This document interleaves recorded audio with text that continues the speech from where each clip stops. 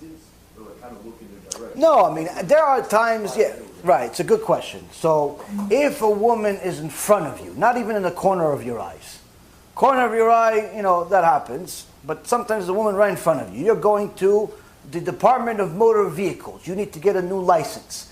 The woman that is the attendant over there just came to work with underwear. What are you going to do, not get a license? Or maybe you're going to bring the jacket from the car. He says, here, lady, listen, I want to get a license, but I want to give you a jacket as a present. What are you going to do? Obviously, you have to get your license. Or you go to a supermarket. You want to get some chalot for a thing, but instead of the chalot, you get a Shem Yishmor V'Yatzil. Right? So what do? There are people that exist in the world. Jews and non-Jews. There's nothing you can do about that. They exist in the world. They are going to cross your path even if you're the most religious person on the planet. Even if you're Rabbi Shimon Bar Yochai, most you're going to stay in a cave is 13 years. That's it. After that, HaKadosh Baruch Hu is going to kick you out.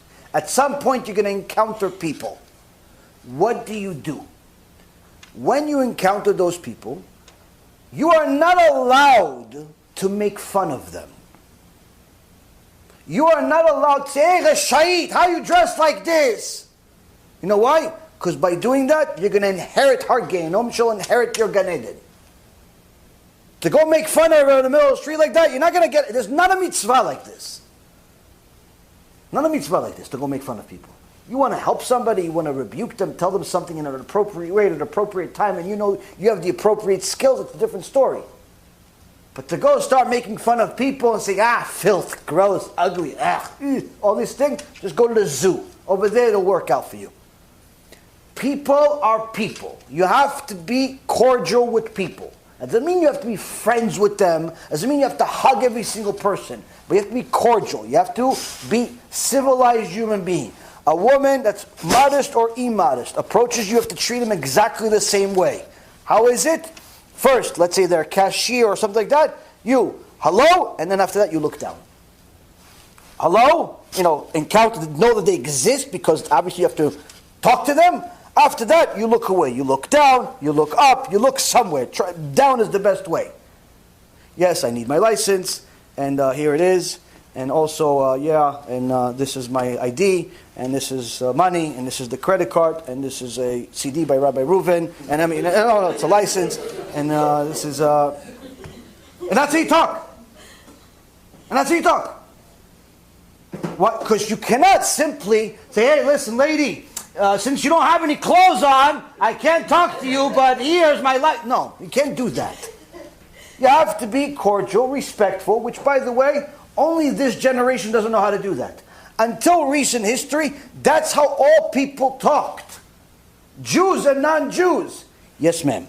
Yes, ma'am. What do you mean? But you're not even Jewish. Yeah, but that's how we talk. That's how you talk if you're a civilized human being. You don't look at somebody else's wife. You don't need to be Jewish to know this. Only this generation doesn't know this. Your grandparents will call each other ma'am, lady, appropriate name, not hey. Hey's to a horse. Yes, ma'am. Here you go, ma'am. Thank you, ma'am. Don't look at them. You go to some old-fashioned people. You go to some old-fashioned people that are never going to look at your wife. Never. That's one of the things, by the way, you see some Middle Eastern people, Arabs, different types of people, they're never going to look at your wife. They may have crazy stuff in their head. They may do crazy stuff otherwise. But this they have. They don't look at each other's wives. Why? That's just society. That's how it's supposed to be. So you act like your ancestors act, even if they weren't religious. Hello? And you look down the whole time. Look down the whole time. That's it. That's how you do it. Now, that means what? That the first look is not a sin. To see someone that exists in the world and you're encountering and approaching them is not a sin. What's a sin? If you continue staring at them. If by the time you left, you understand the measurements of different body parts, and you know how many earrings she has in her right ear versus the left ear, and whether the shade of lipstick she wears till you already know that stuff, you have a serious problem. You look too long. All you know is a person in front of you, it's not your wife, that's it. Thank you, ma'am, thank you, ma'am, thank you. That's it, finished. Finished. Don't follow your heart, don't follow your eyes. Why? Because although your eyes are the ones that begin the crime, how come the Torah says the heart first? How come it says the heart first? In reality, the crime starts with your eyes, right? You look at her, you have stuff in your heart, right? Gemara says no. Rabino says no. The only reason why you looked at her is because those things were already in your heart. You already had desires. You were just looking for an opportunity. You were looking for an opportunity and you got it. Why? Gemara says, "Megalgelin zchut al yidei zakai vechova al yidei chayav." HaKadosh Baruch Hu brings the merit to the meritorious and the obligation to the obligated. The only reason you're constantly being presented with immodest, immoral people that want to sin with you is because that's what you want to do, Puppy. That's what you want to do. You want to sin. So HaKadosh Baruch Hu says, "Bechavod, go sin." The only reason why the guy came to you for tzedakah is because HaKadosh Baruch Hu says, this guy likes to give tzedakah, so I'm going to send him something that gives tzedakah. I'm going to send him something that wants to give tzedakah. And that's the reality. So you have to know, if you become a tzaddik, the tests will become less frequent. They'll exist, because even Yosef HaTzaddik had a test. But less frequent, probably bigger, but nonetheless less frequent. If you're getting a test every 2 seconds, that's because you're causing it yourself. Yetzirah's on vacation already. You're doing it yourself. You're on autopilot. So you have to overcome that. How do you overcome it? By first preparing yesterday. That the Yetzirah is going to come. I have to go to the Department of Motor Vehicles. I already have to prepare myself how to talk to this lady. How to talk to this man. How to talk to, it doesn't matter what she is. She could be Fatima from the Middle East who only shows her eyes. I'm still not going to look at her. Why? She's somebody else's wife. And it's definitely not mine. I'm going to look down. Yes, ma'am. No, ma'am. In Hebrew, ken giveret, lo giveret. In Japanese, no, I'm kidding. So, that's what you do. I've heard enough. New arrival screams, echoing through the hallway to know that this ain't good. Once they pass them through the infierno, they don't come back. It's enough to make you go crazy. Do not think we fear you, Spirit.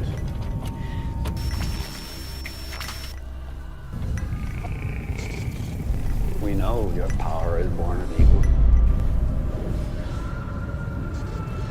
This is your last night in the land of the living. You understand me, malevolent demon?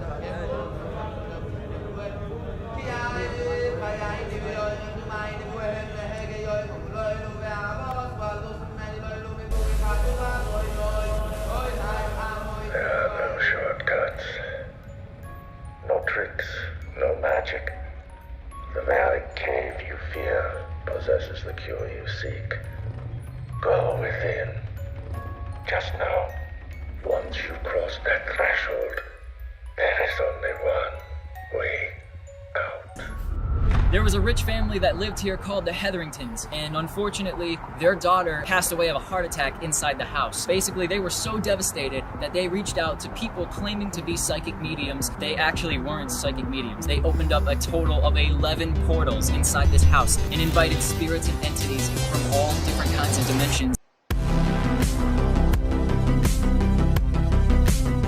Well, I think there are certain pieces of evidence that there is an afterlife. Resurrection of the dead is affirmed pretty clearly in the Talmud and the Midrash. To be honest with you, to give this lecture is a nightmare. If it was up to me, I wouldn't do it. There's going to be some graphic details. This place is a maze. The person after death went to a place called Sheol. This is by far the largest near-death experience study that has ever been conducted. People go to a place and they experience weird things. And sometimes they actually will see a character of some type. Well, where did that come from?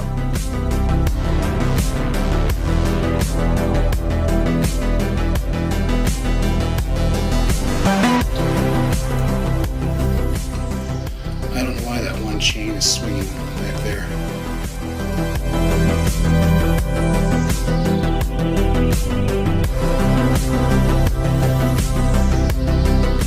They may describe feeling profoundly peaceful, seeing a bright, warm, welcoming light. Some people describe watching doctors and nurses working on them with incredible accuracy. Next thing I knew, I was above my body watching the operation. How long did you feel like you were gone? I went to a place of timelessness. And so what that means, it could have been a second, could have been 5 minutes. I don't know.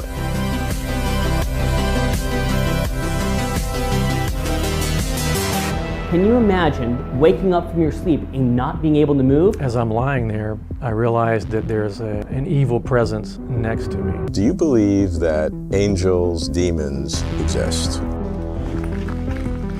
Holy shit, dude, get out of here! Oh my god, dude! Strange things keep happening. Bizarre nightmares, as if I'm on fire.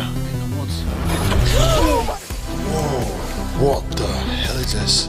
Man, I've got bad chest pain.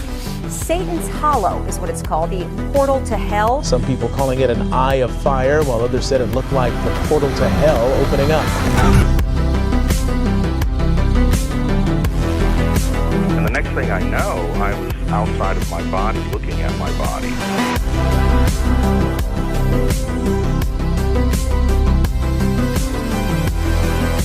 What I'm going to do is called claromancy, the art of throwing lots or throwing bones. 2,000 years of experience, passed down, recorded, of how demons work. God has them all on a leash, and he lets the leash go enough to let them tempt us, because that's what makes us spiritually stronger. I'm trying to be as graphic as possible so you understand what we're talking about. It's your ticket to reality. It's your ticket to freedom. It's your ticket to immortality. Is there an afterlife? Is there a It's God? the type of information that can keep you away from the Yetzirah. What happens to us after we die?